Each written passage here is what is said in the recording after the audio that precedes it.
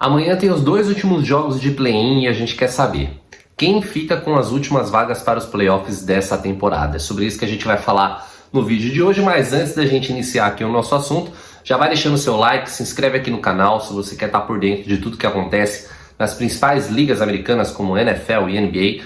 Você tem que seguir aqui o canal All Leagues BR semanalmente, conteúdo para você de tudo que está acontecendo, principalmente agora nessa fase de playoffs da NBA. E hoje a gente vai falar um pouco sobre os confrontos de play-in que ocorrem amanhã na sexta-feira, né? De um lado, na Conferência Leste, a gente tem o Miami Heat enfrentando o Chicago Bulls, e na Conferência Oeste, a gente tem o Oklahoma City Thunder enfrentando o Minnesota Timberwolves. E hoje aqui eu vou fazer uma análise, uma prévia daquilo que eu espero dos jogos de amanhã e quais são os meus palpites aí sobre quem ganha e quem leva essas últimas vagas. A gente vai começar falando um pouquinho da Conferência Leste, o jogo entre Chicago e Miami. Chicago jogou ontem contra Toronto e foi um jogo assim muito bacana porque Toronto levou o jogo muito bem até o terceiro quarto, e no terceiro quarto o Zach LaVine põe o jogo embaixo do braço e fala assim, ó, não, hoje vocês não ganham, quem vai ficar com essa vaga aí vai ser nós, porque ele volta do segundo tempo, volta para o segundo tempo e anota 17 pontos só no terceiro quarto. E até então o time de Chicago, ele estava bem apático, né, durante o jogo.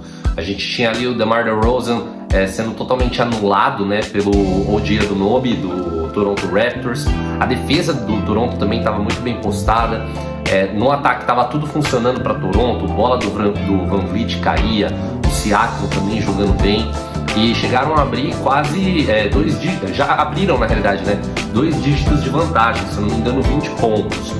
E estava um jogo praticamente morto ali para Chicago, mas como eu falei, o Zach LaVine volta, pega esse jogo embaixo do braço e fala, não, isso aqui é meu, e consegue a classificação e leva Chicago para esse jogo de play-in. Só que assim, eu acredito que para Chicago ganhar de Miami, ele vai ter que fazer muito mais do que fez no jogo contra Toronto, né? Porque Miami é um time mais experiente, o Jimmy Butler ainda não entrou no modo playoff que a gente conhece. Eu acredito que esse jogo possa ser amanhã contra Chicago. O Erik Spoelstra, que é o técnico do Miami Heat, é um técnico muito bom, um técnico que está acostumado a jogar pós-temporada, a armar o seu time para pós-temporada. Já ganhou 2 títulos, foi finalista em 2020. Então não vai ser um desafio fácil para Chicago. Eu acho que Chicago, se quiser ter uma chance de poder ganhar esse jogo, vai ter que fazer as suas outras peças funcionarem. Uma que funcionou muito bem foi o Zach LaVine, como eu falei, né? E as peças ali coadjuvantes, né? Como, por exemplo, o Caruso. Caruso funcionou legal também, o Vucevic também, mas vai ter que pegar mais aí do DeMar DeRozan e não contar tanto com a sorte como contou ontem, que foi os erros, né? 18 erros de lances livres do Toronto Raptors. Muitos falam que foi graças à filha lá do DeRozan que estava gritando na arquibancada, mas eles erraram muito o lance livre e isso foi um fator fundamental. Meu palpite para esse confronto, galera, eu acho que passa Miami. Eu acho que Miami amanhã vai fazer um jogo muito bom, joga em casa. Como eu falei, o Jimmy Butler não entrou no modo playoff ainda. Tem jogadores muito bons como o Adebayo, o Tyler Hero, muito bem treinado. O meu palpite é que passa Miami, mas não sei, esse play-in aí a gente tá tendo muita surpresa, né? Eu acreditava que ia passar o Toronto ontem e passou Chicago. Então eu acreditava que Miami poderia passar direto contra Atlanta e o Atlanta surpreendeu e pegou essa vaga de Miami. Mas eu acredito que o time de Miami não vai cometer o mesmo erro 2 vezes, tá? Então meu palpite para amanhã é que eu anotei algumas coisas aqui, gente. A hora que eu tô olhando aqui é só para pegar essas informações para vocês, tá? Então acredito que amanhã Miami passa. Uma coisa que foi bem interessante, os dois times, tanto Miami quanto Chicago, sofreram muito com a questão dos rebotes. A gente teve ali no jogo de Miami muitos rebotes cedidos, muitos pontos de segunda chance para o time de Atlanta. E ontem aconteceu a mesma coisa com Chicago. Chicago foi voltando para a partida e foi meio que consertando isso, mas sofreu muito com os rebotes. Então são dois times que dentro do garrafão não estão conseguindo capitalizar esses rebotes, né? Então vai ser um confronto legal da gente ver nesse sentido. Quem vai sofrer mais com isso aí amanhã. O Zach LaVine anotou 39 pontos no final, né? Foram 17 pontos só no segundo quarto, chamou o jogo para ele, jogador de personalidade, isso aí é muito bom.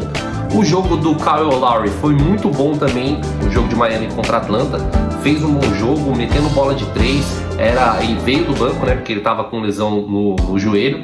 Então assim, a gente tem que ficar de olho nessas peças, porque vai ser um jogo bastante interessante, mas para mim, da Miami. Vamos falar um pouquinho agora da Conferência Oeste. Conferência Oeste nós temos dois times ali, que são times teoricamente jovens e muito bons. A gente tem de um lado o Minnesota Timberwolves, que fez um jogaço contra o Los Angeles Lakers. Perdeu assim, no detalhe, mas quando você para analisar aquele jogo contra os Lakers, faltou um fator ali que é a questão do Anthony Edwards, né? Tava errando praticamente tudo que tentava, se eu não me engano a bola de 3 foi 1 de 7. E esse cara, a gente sabe que joga muito, já teve jogo de mais de 40 pontos nessa temporada. Então ali eu acredito que se viesse um pouquinho mais do Edwards nessa partida, tirava a vaga dos Lakers. E eu acredito que ele não vai jogar mal 2 vezes a mesma partida. Tem a possibilidade da volta do Rudy Gobert. O Rudy Gobert deu um soco lá no Kyle Anderson, foi suspenso por um jogo, inclusive hoje saiu uma entrevista dele. E até o time ali de Minnesota falando que mesmo que ele não tivesse suspenso, ele não jogaria porque ele tem uma lesão nas costas que ele sofreu contra San Antonio na última rodada da temporada regular. Mas está listado como, né, provável. Se eu sou Minnesota, eu faço de tudo para esse cara jogar. Primeiro porque ele não foi um cara barato, foram várias escolhas foram jogadores, várias primeiras escolhas de draft. E outra, esse cara tem que provar que veio, né? Causou todo esse tumulto aí na última rodada da temporada regular e tem que mostrar que veio. Se tiver condição, clinicamente falando, tem que jogar. Tem que jogar porque ele é uma peça fundamental, é um pivô muito dominante no garrafão. É bom para pegar rebote, é bom para dar toco, já foi defensor da temporada. Então é um jogador fundamental, acredito que tá na hora dele se provar. E outra, amanhã é jogo mata só, perdeu, cai fora. Então você tem que entrar com o que você tem de melhor. Os caras têm Karl-Anthony Towns, que é um cara fantástico. Na derrota contra os Lakers, meteu muita bola de fora. É um jogador espetacular. Tem o Anthony Edwards, tem o Rudy Gobert, como eu tô falando. Você tem que entrar com tudo, com os 2 pés no peito, senão você vai tomar baile de um time jovem que é o OKC. Nesse aspecto, eu acho que isso aí conta bastante, tá? Não só a questão da qualidade dos jogadores, mas a questão da experiência. O Minnesota jogou os playoffs na temporada passada, perdeu pro Memphis Grizzlies, né?